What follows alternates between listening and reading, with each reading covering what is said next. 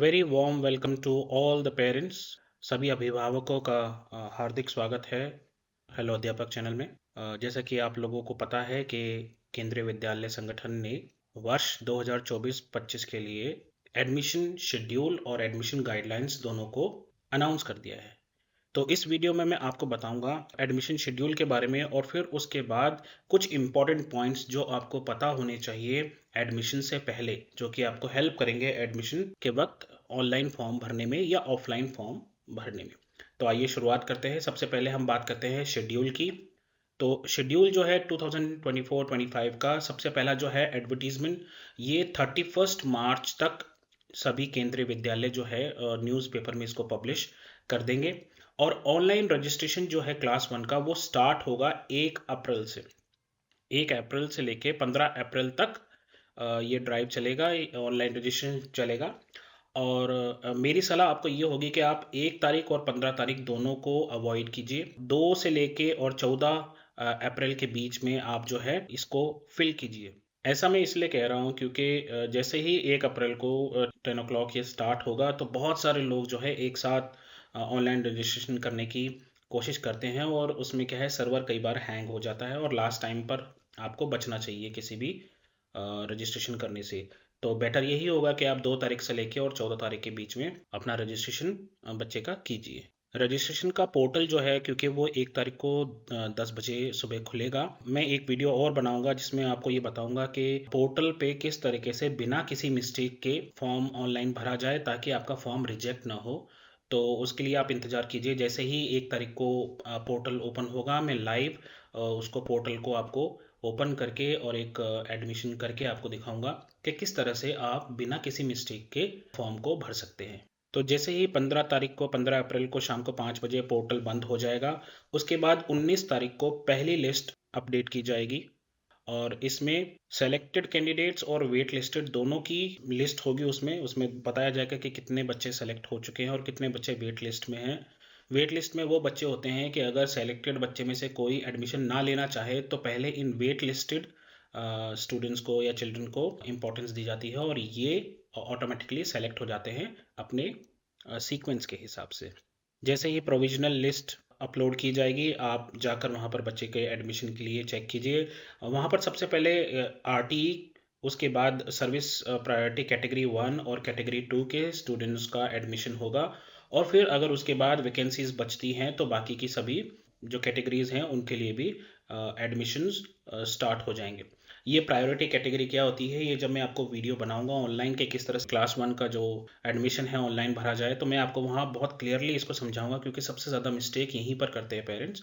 तो मैं आपको ये बताऊंगा कि प्रायोरिटी कैटेगरी क्या होती है और आप किस कैटेगरी में आते हैं, ये भी आपको समझाऊंगा। अगर 19 तारीख को जो लिस्ट आई है उसमें बचता है, कुछ सीट्स बच जाती हैं, तो 29 अप्रैल को मंडे को दूसरी प्रोविजनल लिस्ट अपलोड की जाएगी जिसमें उन बच्चों का नाम होगा जिनको सेलेक्ट किए जाने की उम्मीद है। और इसी तरह थर्ड प्रोविजनल लिस्ट जो है वो 8 मई वेंसडे को अपलोड की जाएगी, वेबसाइट्स पे बताया जाएगा। तीनों प्रोविजनल लिस्ट निकलने के बाद भी मान लीजिए अगर किसी केवी में कोई सीट बच जाती है तो उसके लिए फिर एक बार फिर से नोटिफिकेशन निकलेगा 7 मई को और रजिस्ट्रेशन स्टार्ट होंगे 8 मई से 15 मई के बीच में। और फिर लिस्ट और एडमिशन जो है वो 22 मई से लेकर 27 मई के बीच में स्टार्ट होगा। ये आरटीई के लिए, एससी एसटी ओबीसी के बच्चों के लिए होगा। और सबसे बड़ी बात कि ये जो एक्सटेंडेड डेट वाला जो एडमिशन होगा ये ऑफलाइन मोड में होगा, मतलब इसके लिए आपको ऑनलाइन फॉर्म भरने की ज़रूरत नहीं होगी। वैसे ऐसा केवीज़ में बहुत कम होता है कि आप इस स्टेज तक पहुंचते हैं।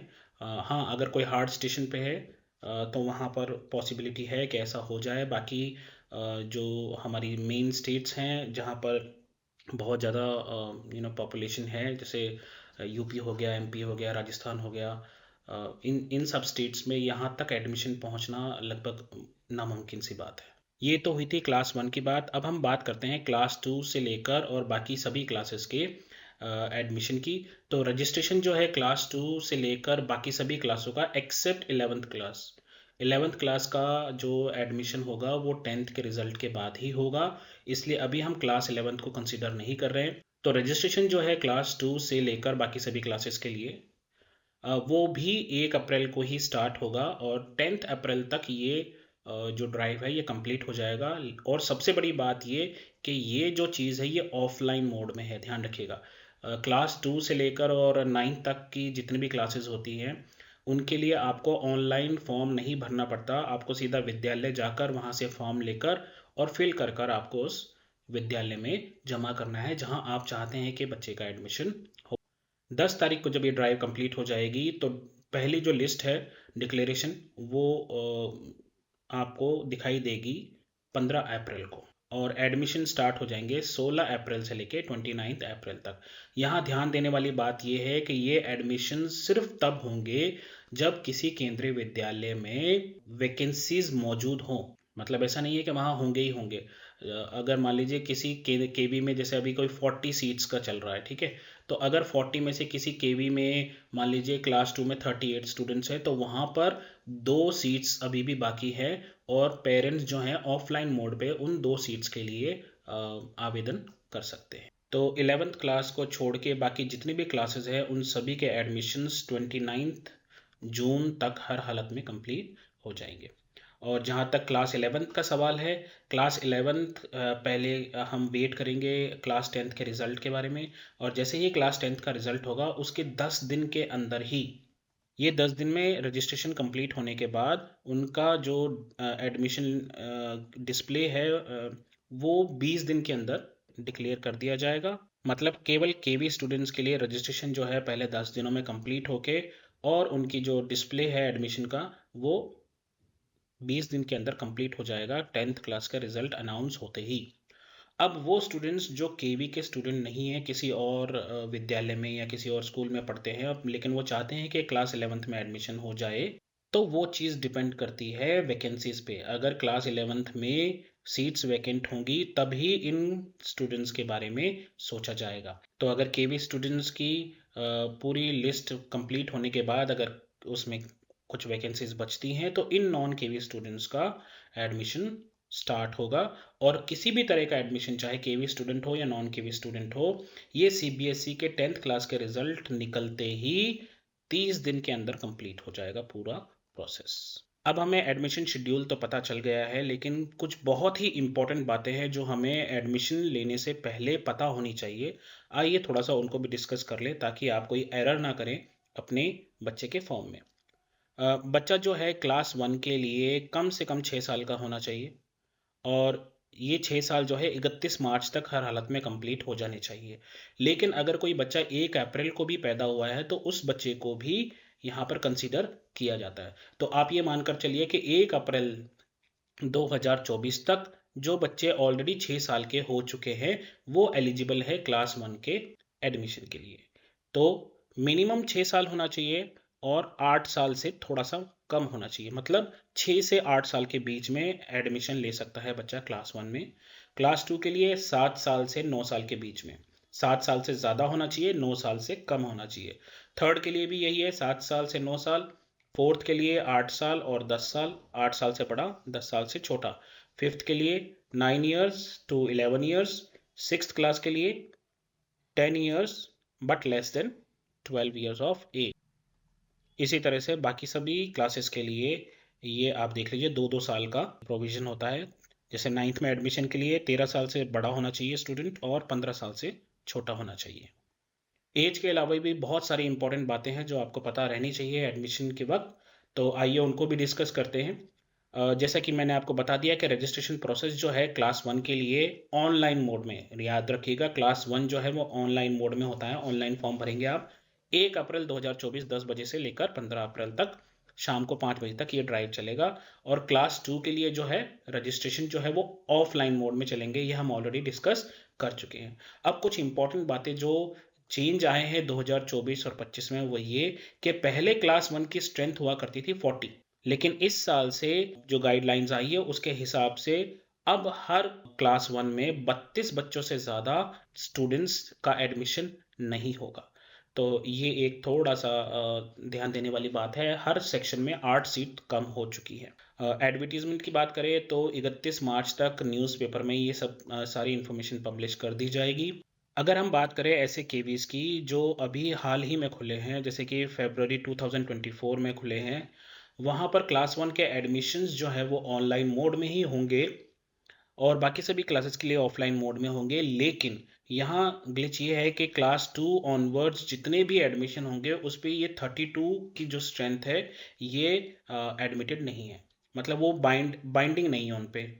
वो 40 तक एडमिशन कर सकते हैं ऑफलाइन मोड में, वरना अगले साल से जो ये स्ट्रेंथ है ये 32 ही हो जाएगी क्लास 2 में भी। जहाँ तक क्लास 2 और उससे ऊपर की क्लासेस का एडमिशन की बात है, तो अगर किसी विद्यालय में वैकेंसीज होती है तो वहाँ के जो प्रिंसिपल होंगे वो वेबसाइट और नोटिस बोर्ड पे दोनों जगह इसको अपलोड कर दिया जाएगा, बता दिया जाएगा। और ये दोनों ही काम रजिस्ट्रेशन के शुरू होने से एक दिन पहले ही हो जाएगा। यानी कि रजिस्ट्रेशन अगर स्टार्ट हो रहा है 1 अप्रैल को, तो ये मानकर चलिए कि 31 मार्च तक ये चीज़ें अपलोड कर दी जाएगी।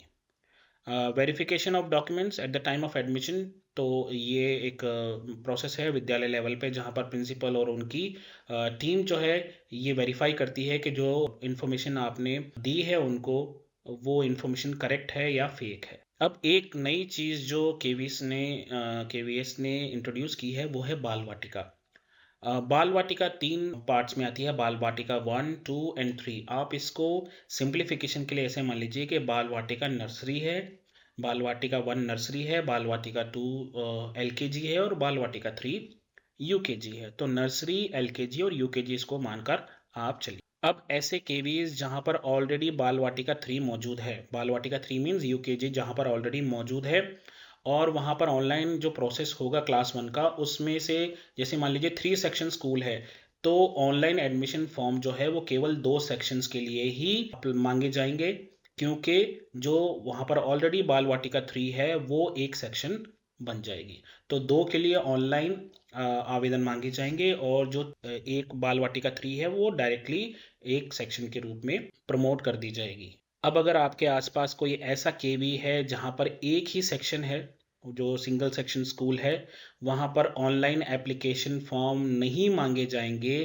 क्लास 1 के, अगर वहाँ पर बाल वाटिका 3 मौजूद है तो, क्योंकि वही बाल वाटिका आगे प्रमोट कर दी जाएगी। तो ऐसे केवीज जो सिंगल सेक्शन है, बाल वाटिका 3 मौजूद है वहाँ पर कोई भी ऑनलाइन एप्लीकेशन फॉर्म क्लास 1 के लिए नहीं मांगे जाएंगे।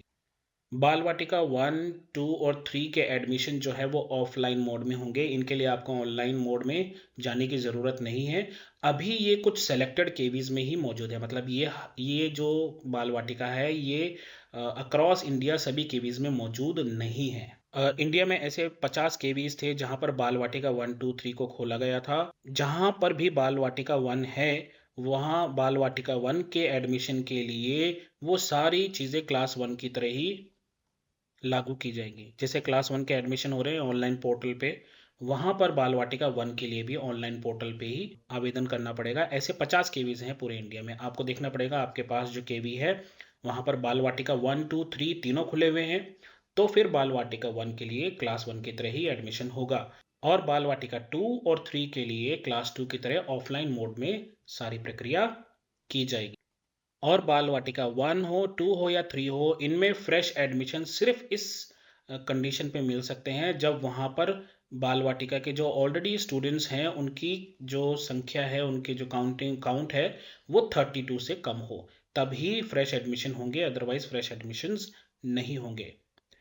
445 केवीज ऐसे थे जहां पर बाल वाटिका 3 को खोला गया, 50 केवीज थे जहां पर 1, 2, 3 बाल वाटिका तीनों खोली गई, और 445 केवीज ऐसे थे जहां पर सिर्फ बाल वाटिका 3 यानी कि यूकेजी को खोला गया था। वहां पर क्लास 1 की ही तरह बाल वाटिका 3 में भी एडमिशन्स होंगे। तो यही थे कुछ इंपॉर्टेंट पॉइंट्स जो आपको एडमिशन से पहले पता होने चाहिए। इसके अलावा फॉर्म भरते वक्त जो गलतियां हम करते हैं उन गलतियों के बारे में भी आपको बताया जाएगा। एक बार ऑनलाइन पोर्टल खुलने दीजिए, एक वीडियो बनाया जाएगा जिसमें आपको ये भी बताया जाएगा कि किस तरह से हम उन गलतियों से बचकर एडमिशन जो है उसको प्रोसेस को और पुख्ता बना सकते हैं और उसको गलतियां करने से हम बच सकते हैं। 1 तारीख को उस वीडियो को भी अपलोड कर दिया जाएगा। तब तक के लिए अपना ध्यान रखिए, अपने बच्चों का ध्यान रखिए और फॉलो कीजिए हेलो अध्यापक को। धन्यवाद।